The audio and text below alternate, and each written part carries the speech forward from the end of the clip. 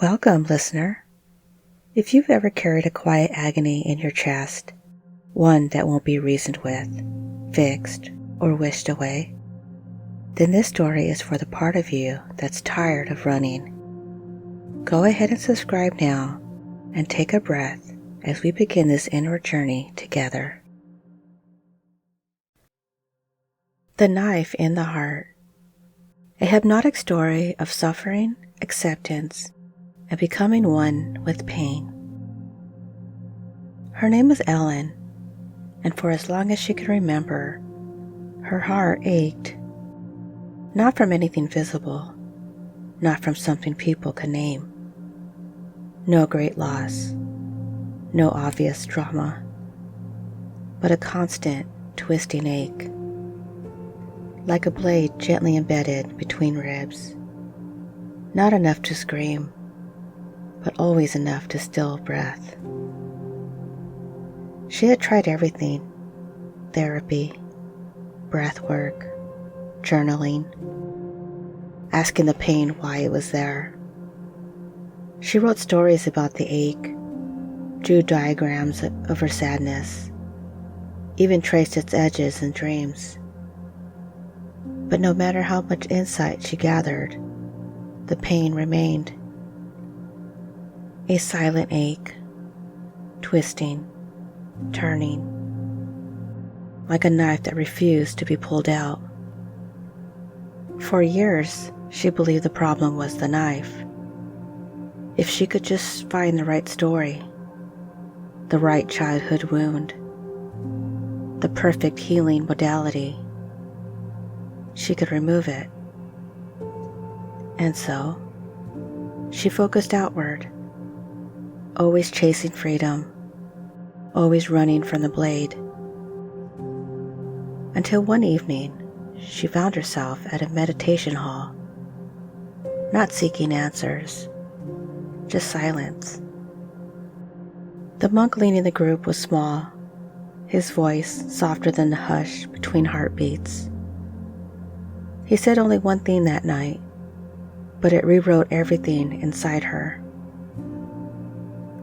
We suffer not just because pain exists, but because we resist it. Try this instead. Meditate on the pain itself. Let the knife be the cushion. Let the ache become your temple. That night, something changed. Ellen went home, lit a single candle, and sat. Not to escape, not to fix, not even to understand, but to meet the blade in her chest, as if for the first time. At first, her mind did what it always did. What is this pain from? Why is this here? Will it ever go away? But this time she didn't answer. She just felt. Not the story, not the meaning, just the sensation. It was sharp, then dull, then cold, then like fire, then like grief. It moved like breath underwater, shifting, opening, curling inside her. She stayed. She watched the pain, the edge, the twist, the place it took up in her body. Not judging, not naming, just noticing. And for the first time, the pain changed. Not because it left, but because it was seen. Each night she returned, sat cross-legged in her small apartment, candle, breath, body, and knife. She no longer feared the pain because she was no longer trying to escape it. One night, weeks into her new practice, she noticed something astonishing. The pain was still there, but she was no longer fighting it. And something in her body began to soften. Almost like a small door creaked open behind her lungs. And a release, gentle, weeping, wordless, unfolded inside. She whispered out loud, "I don't need to remove you. I just need to know you're allowed to be here." And with that, the blade stopped twisting. It didn't vanish, but it no longer hurt in the same way. It had become part of her altar. Something she sat with, not something she tried to erase. Weeks turned into months. The ache became a quiet hum. A soft ache, yes, but one wrapped in understanding. She could still feel it at times, especially on cold mornings, especially when she was alone. But now, it felt like an old friend, one who no longer screamed because they were finally listened to. Ellen wrote again, but differently now. Her pages weren't filled with stories about pain. They were invitations into it. Not to fix, but to feel. To become one with the ache. To stop judging what it meant and start witnessing what it felt like. And one day, as she sat by the window filled with early light, a student from the meditation group messaged her. "I don't know what changed," they wrote, "but your presence feels different, like peace is sitting beneath your skin." Ellen smiled, not because she was pain-free, but because she no longer was fighting what could never be defeated, only loved. She wrote one final entry in her notebook. "It's not the knife that hurts us the most. It is the running. It is the judgment. I have learned to meditate, not to remove the blade, but to make peace with the place it lives. I no longer seek freedom from the pain. I have become free within it. And you, listener, if there's something in you that aches and you're tired of trying to understand it, fix it, run from it, let this be the turning point. Breathe. Focus, not on what it means, but on how it feels.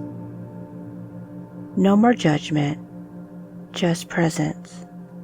And perhaps, in time, your pain will speak to you too.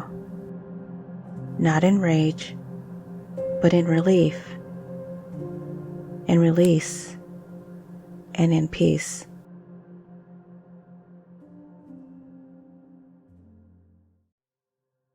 Hypnotic Induction. Sitting with the knife. You've come here with something. A feeling, a heaviness, a presence inside the body that perhaps has not yet been fully witnessed. Let's begin there. Take a breath in and gently exhale. Good. Another breath in, and this time, feel yourself arriving, not to escape, not to analyze, but to meet something inside with new eyes. Let your attention softly move to your chest or your belly, or wherever that ache tends to live. You don't need to name it. You don't need to fix it. You're just noticing. Let yourself become curious, not about why it's there, but about what it feels like. You might imagine a small blade resting in the heart, not sharp in the way that wounds, but steady, present. A reminder of something you've carried for a long time. Inhale, and instead of resisting that blade, imagine choosing to sit beside it with gentleness, with warmth, with no intention of removing it, just being with it. That's right. You're not running. You're not fighting. You're simply sitting, like a friend beside another friend, in silence. And if your mind wants to tell a story, you can think it and come back to the feeling. Because this moment, this space between breath and sensation, is where something sacred begins. Now, feel into that place of discomfort again. And instead of saying, "This hurts," or "This is too much," simply notice, what shape does it have? What color? What movement? Can you witness it without needing to change it? You may even say in silence in your mind, "You're allowed to be here. I see you. I'm not trying to make you leave." And as you say that, gently, internally, something in you begins to soften. Because pain that is no longer resisted starts to release itself. And the part of you that tried so hard to fix, to heal, to understand, that part can rest now. You are not becoming free from the pain. You are becoming free within it. You are the witness, the spaciousness, the gentle presence that sits without needing to shift. Let that space inside your body open just a little more, as if you're offering room for the ache to breathe. And if tears come, let them. If silence follows, welcome it. You are here now, with all of it, and none of it needs to go away. Now, take one more breath in, and as you exhale, imagine the ache softening its grip not disappearing, but settling, being seen, and finally being held. You are safe here, even with the blade still there, because you're no longer trying to pull it out. You're learning to love what you once feared, to breathe with what you once ran from, to sit in stillness with the pain in your heart and discover peace not beyond it, but within it.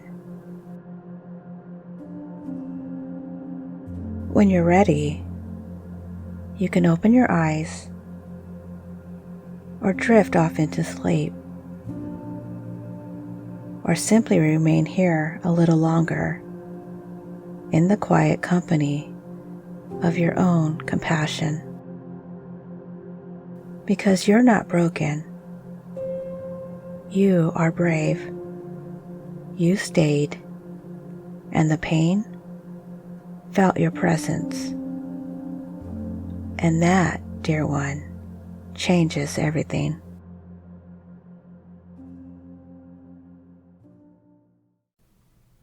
So here are the key meanings of the story. Number 1, pain is not the enemy. Resistance is. The story redefines pain not as something to eliminate, but something to witness. Like the monk's teaching, Elen's suffering was not intensified by her attempts to escape the pain. Once she stopped resisting and began to sit with it, the dynamic shifted. Key message: pain hurts more when we fight it. Acceptance is the first form of healing. Number 2, healing begins when we turn toward what hurts.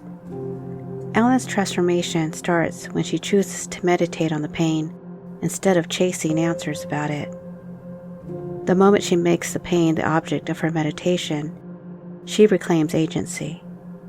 Key message: we are not powerless when we choose to face what we once avoided. Number 3, the body holds wisdom that the mind can't access. The story invites listeners into the felt sense of pain, its movement, texture, and presence without judgment. By focusing on sensation rather than analysis, Elen bypasses the thinking mind and accesses the deeper, wordless layer of emotion stored in the body. Key message: the body reveals truth when we listen without trying to explain. Number 4, judgment amplifies suffering. Presence dissolves it. The fact of judging the pain, why am I still like this, was part of what made it so unbearable. Once Elen let go of the labeling of pain as bad or wrong and simply allowed it to be what it was, it softened. Key message: non-judgment is a sacred form of presence that allows pain to shift. Number 5, acceptance is not passive, it's transformational. Elen didn't give up or surrender in a defeated way. She chose to accept the pain on her own terms. That empowered stance is what allowed the release to occur. Key message: acceptance is not resignation. It's the courageous act of making peace with what is. Number 6, freedom doesn't mean being pain-free. At the end of the story, Elen still feels the ache, but it no longer controls her. She becomes free within the pain, not free from it. This echoes Buddhist wisdom. Suffering ends not when pain ends, but when identification and resistance ends. Key message: true freedom is spaciousness inside what once felt unbearable. Number 7, witnessing pain is a form of sacred alchemy. As Elen learns to simply be with her pain, it begins to transform. Not because she pushed it, but because she witnessed it with gentleness. Key message: pain held in the light of presence begins to heal itself.